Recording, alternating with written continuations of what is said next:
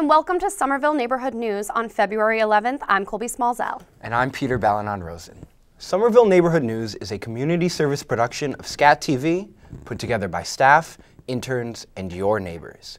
We bring you the news every 2 weeks, right here on Channel 3, and also on our website, scatvsomerville.org/SNN.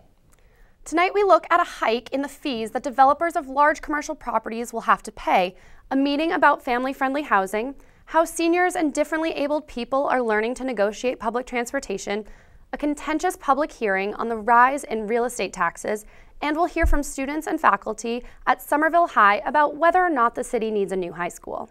But first, let's look at some of the news from the past 2 weeks. City officials scored a win from Wynn, the casino developer vying to set up shop in Everett. Steve Wynn finally agreed that Somerville can be considered a surrounding community, meaning that the city would be compensated for the eventual extra traffic and other spillover effects. Mayor Joe Curtatone and his staff are also asking Mohegan Sun, which is developing the Suffolk Downs site in Revere, for the same thing. So far, Mohegan Sun has refused, but the Massachusetts Gaming Commission will have the final say. We are sorry to note that the reporter from the Somerville Patch, Chris Orchard, was laid off by the new majority owner of the Patch sites, Hale Global, an investment firm. Last month, AOL sold a majority of its shares to that firm. Hundreds of Patchers were laid off all over the country. Only about 100 people now run the 900 hyper-local sites nationwide. This is a real loss for Somerville residents who want and need local information. At least we still have a few local media colleagues left. One of them, the Somerville Journal, recently did a little digging into the cost of the post-city inauguration party at the Holiday Inn on January 6. $18,000 came out of taxpayers' pockets to pay for the shindig. According to the mayor's office, it was a public event open to all.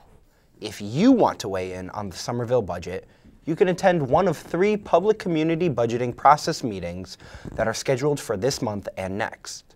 The sessions will focus on funding for recreation, public health, arts and culture, and civic engagement, including immigrant outreach.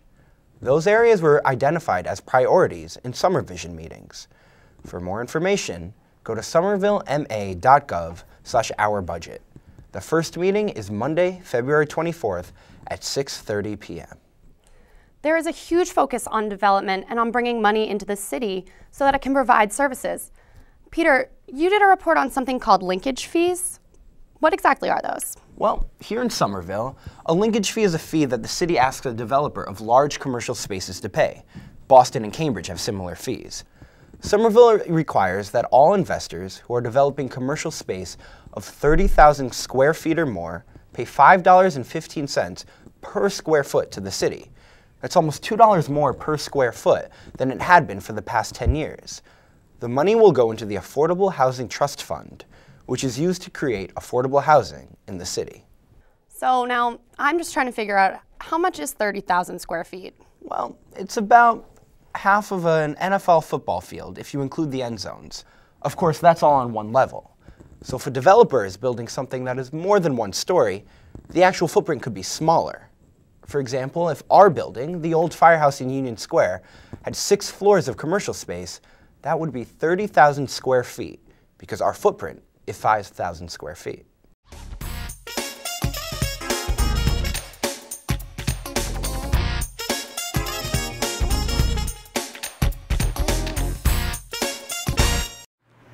City officials say that since 1991, linkage fees have brought almost $2 million into the Affordable Housing Trust Fund, which creates affordable housing in Somerville. According to a city-led Nexus study, the new increase in linkage fees will bring in around an extra $1 million over the next 10 years. So when new commercial development comes to the city, it creates jobs, which is great. We're trying to encourage jobs to come to the city. But the people who get those jobs need to be able to find a place to live. We looked at how many of those people might need assistance with their housing. They wouldn't necessarily be able to afford market rate housing. And so we make a connection between the new development and the affordable housing that would be needed as a result of that. You're charged the fee for every square foot over 30,000. So if you have 30,000 square feet and so 30,001 square foot, you'd have a fee of $5.15. The raise, originally proposed by the mayor in response to the study, was supported by many groups like the nonprofit Somerville Community Corporation. Recently, they held their annual dinner at the Armory. We worked really hard to increase the affordable housing linkage fee in Somerville. It hadn't been updated in 10 years. It was in the $3 range. We really wanted to see it go up to $5.15. If a developer is going to come in and make a profit off of something that they're building in Somerville, they should also be contributing to make sure that Somerville is an affordable, diverse, healthy place to live. It's great that land values are increasing. There's a lot of great things happening in Somerville, but we want to make sure that the people who made Somerville great get to stay here. St. Polycarp is one of SCC's most recent projects. We just finished St. Polycarp Phase 3, which is going to add 31 new affordable apartments to the mix, and they have a mix of tax credit housing and Section 8 housing and some housing that's available for people transitioning out of homelessness. It also includes a church and a home for teen mothers and their children. That is funded in part by funds that go into the Affordable Housing Trust Fund, each phase of that. So that's the type of work that the linkage fees can help to contribute. Not everyone is happy about the $2 per square foot increase. Several developers were reluctant to talk on camera, perhaps because they are involved in ongoing developments. Real estate consultant Steve Bremus works with developers across the city. I don't disagree with the developers should help with the affordable housing. I guess the question is, how much should they be liable for? What a lot of people don't realize is what the developer has to go through and the risk they're already taking. And this increases that risk, fairly substantially. And the land costs are reaching prices that we've never seen before. Is it a good thing? I guess it depends on who you talk to. It really does. For Somerville, it brings us closer to Cambridge, as far as a price point. I still think it's more affordable than Cambridge, but for the residents that live here, no, it's very difficult. Because you'll hear it time and time again that the people that grew up here, can't afford to live here. In my research, I learned that at one of the biggest developments in the city, Assembly Square, developers are getting a break. They only pay the fee after the first 300,000 square feet. The agreement means the Assembly Square developers can develop 10 times the amount of space before the fee kicks in when compared to the limits imposed on the typical developer in Somerville. The more difficult you make it, the less likely builders are going to want to do their business here. And that's where you start to walk a fine line. No question that housing is getting more expensive as land prices are increasing in Somerville. Many see the linkage fees as a way to address that challenge.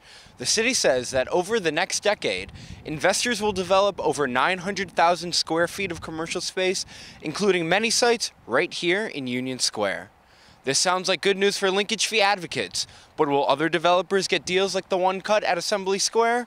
For Somerville Neighborhood News, I'm Peter Balanon-Rosen. Thanks, Peter. Now, didn't I read that there will also be a fee that generates money for a job training program? Yes, but that needs approval from the state legislature. If that gets approved, developers will pay an extra $1.40 per square foot. The issue of affordable housing is being discussed all over the city these days. Somerville Neighborhood News worked with our sister station from Arlington to cover a meeting on February 4th. Citizens from around Somerville got here tonight to listen and discuss how they will find solutions to the problem of affordable housing. What makes good community? Somerville seems to have everything except of affordable rentals and home prices. I was asked to talk a little bit about family housing. What makes a good place for families to live? We really know what good family housing is. I could ask for your hands to be raised, and I think you would all come up with housing that's affordable, housing that's good quality and safe, housing in a neighborhood where you feel comfortable and safe with your family and with your children, housing that has public transportation that's accessible to places that you need to go, and a community that has good schools. Dina Lewinter, the Director of Housing, says that the city plans to dedicate 20% of future residential development to affordable housing. We have our Summer Vision 20-year comprehensive plan. In that, we set a goal of 6,000 new housing units, 1,200 of them affordable. So we're going for, of our new housing, 20% of it should be affordable. Rachel Brad described how the situation in Somerville has get out of hand. Clearly, the housing market in Somerville is both your enemy and your friend. And for those of you who already own a home here or already live here, you probably have looked with some dismay at how the housing prices in your area have gone up. You've looked at how the rentals, if you're a landlord, have gone up, and you probably have been kind of privately a little bit thrilled about that. So in that sense, the marketplace is your friend, perhaps a very good friend. But if you're a renter or somebody who's looking to try to buy into the Somerville housing market, I really don't have to tell you that trying to find a home here or an apartment here is not an easy task. As I would say to my students, in my most sophisticated, most academic, most convoluted language that I could muster, the housing market in Somerville is completely nuts. As the Green Line approaches Somerville, the housing problem is expected to get even worse, making the threat of displacement more real for Somerville residents. There is one last housing roundtable scheduled for March 4th at 5:30 p.m. at the Argenziano School. Colby, you recently did a story about people who want to get out of their houses, right? What was that all about? Well, the other day I got to tag along with Way to Go, which teaches elderly and disabled people how to navigate the public transportation system on their own. Let's take a look. Elderly and disabled students learn to use public transportation with the help of Ways to Go travel training. I thought the program was very insightful and edifying. I found out things that I thought I already knew, and I found out more information. It was very well done. There you go. All right, next. Trainers offer individualized, one-on-one, or small group training for people who require assistance using the T or bus. We have a jam-packed day for you today. Somerville senior citizen Jane Marquisio said she learned about important features and procedures. I found out more, especially about the call box, about emergency.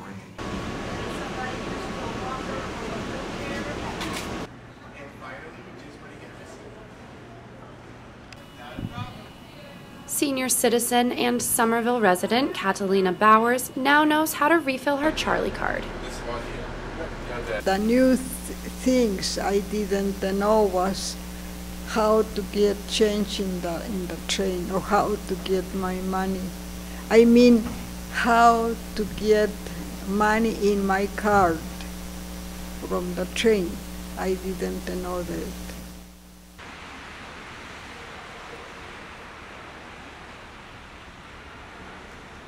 For both Somerville residents, the T is their only means of travel. This is my only transportation I have.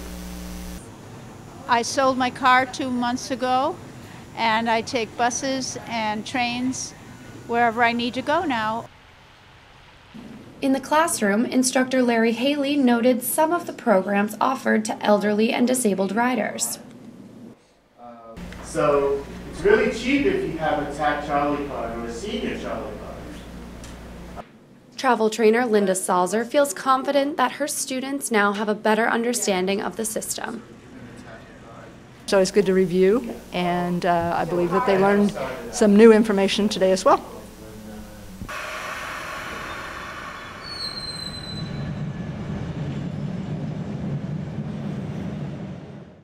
To find out more and to sign up for their future trainings, go to scmtransportation.org. Now, let's hear from Dan Atkinson to find out what's going on at the Somerville Journal.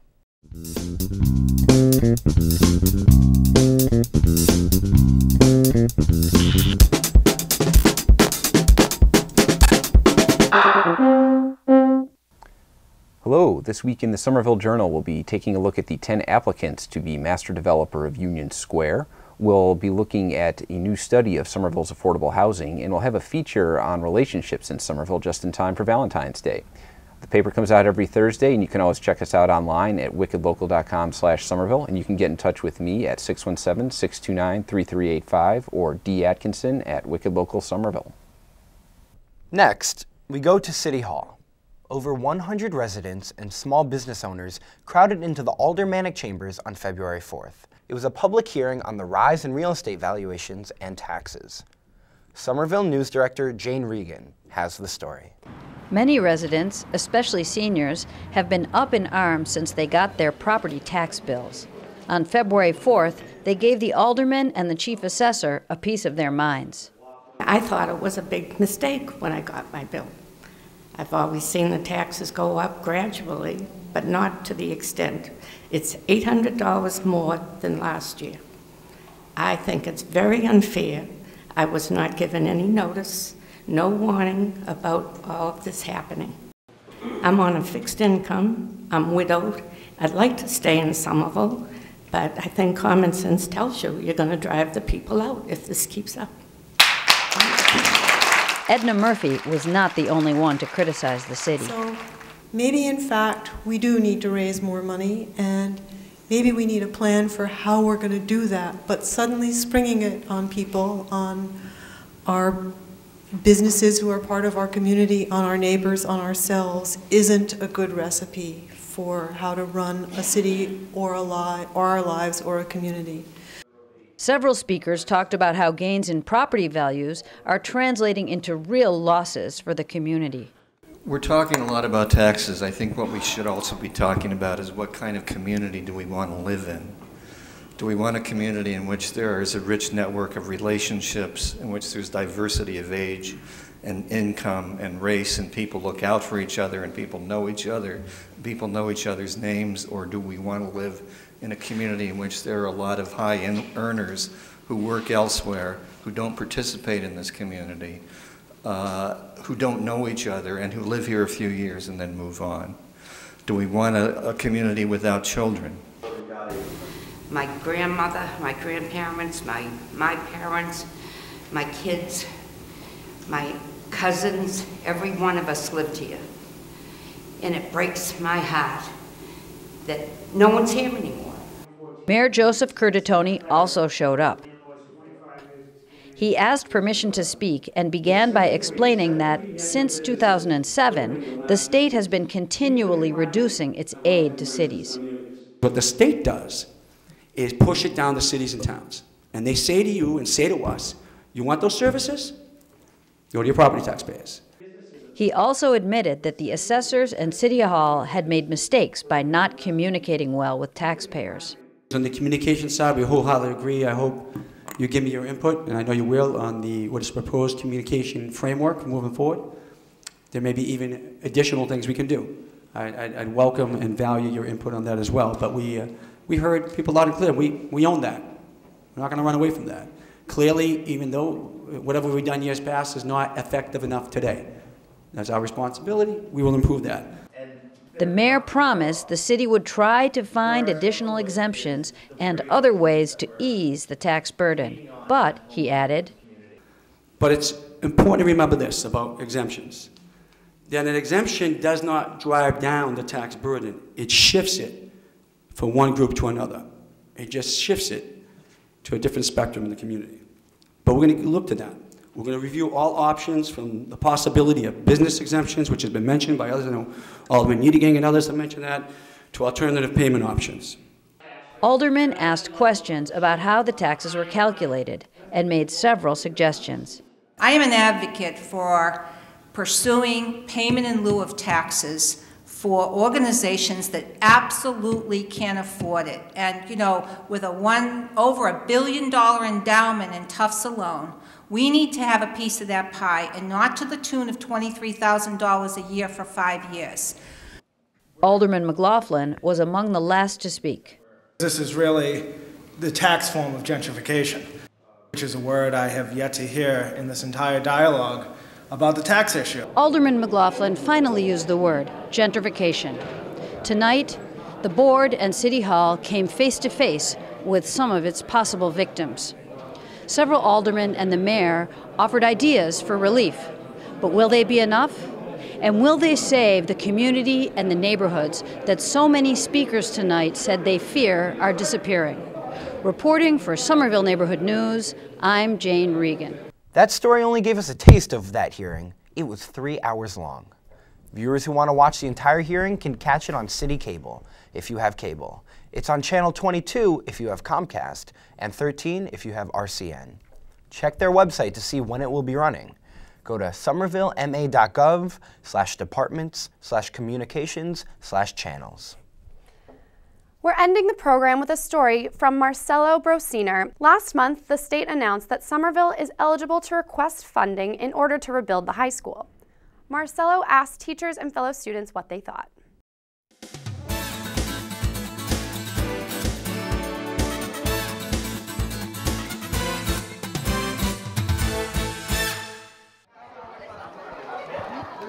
Recently, city officials have been talking about the possibility of building a new high school, which would cost millions of dollars. What do you think of that? Great idea. It's well overdue. City's spent a lot of money on new schools over the last 10 years. I think we've been overlooked completely here. So it's about time, I would say. Absolutely. And what do you think about, and what makes you say that? The condition of the current high school, or just the age of the building? Or? The age of the building, condition of the high school, lack of space for activities. The school was built over 100 years ago. So now it's time for a new high school.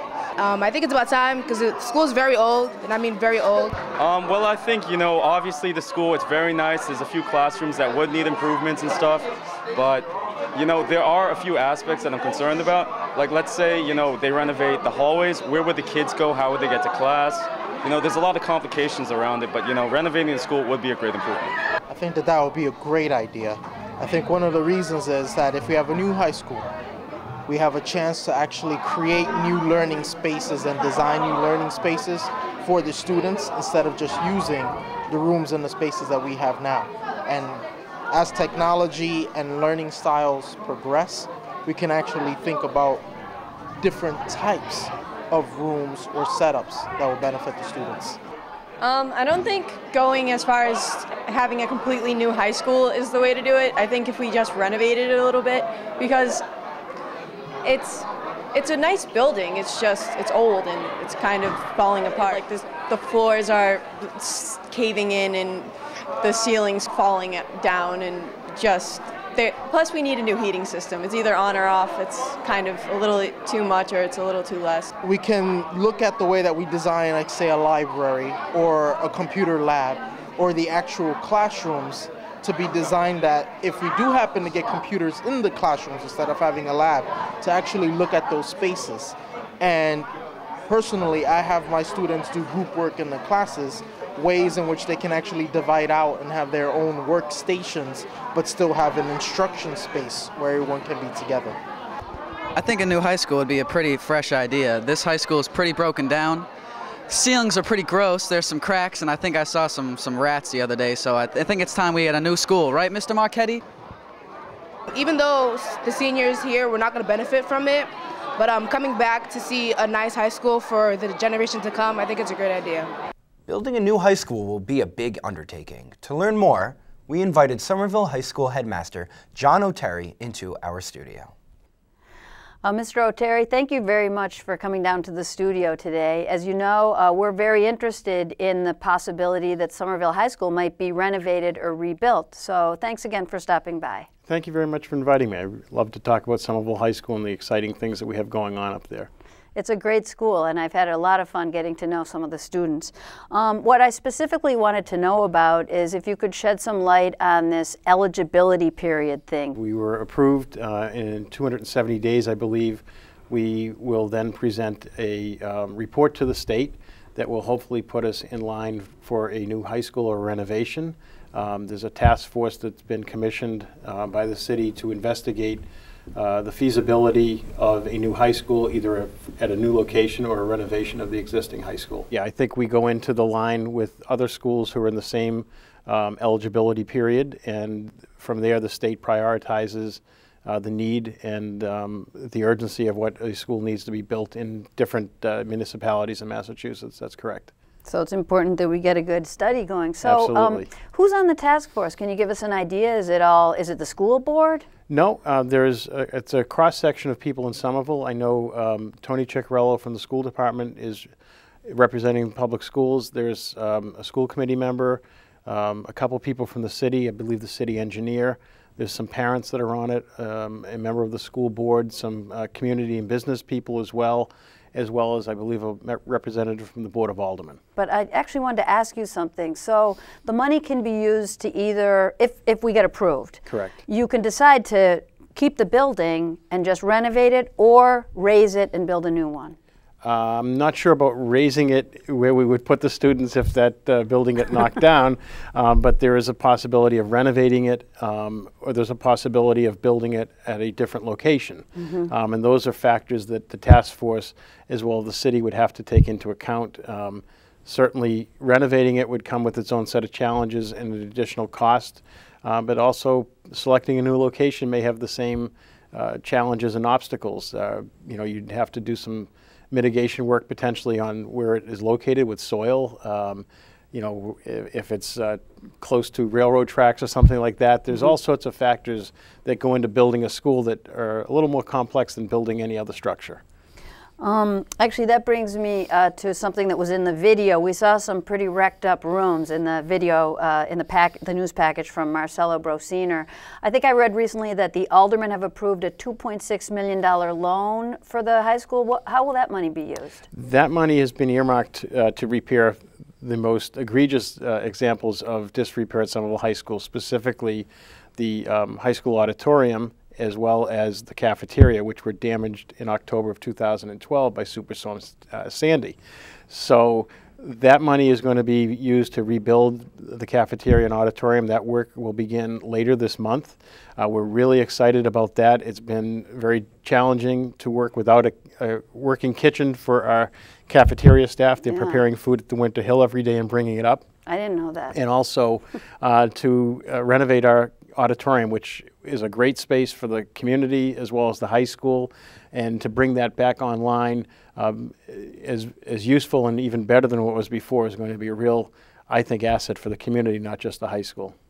I guess we're running out of time, but the last thing I want to ask is, what is the oldest part of the high school? Because I know that I've seen various dates. You said something about, like, if we start on the left. It kind of goes chronologically from left to right. The high school is the third oldest continuously operating public high school in Massachusetts, 1852. So when you go from City Hall moving eastward, west to east, it goes up in age.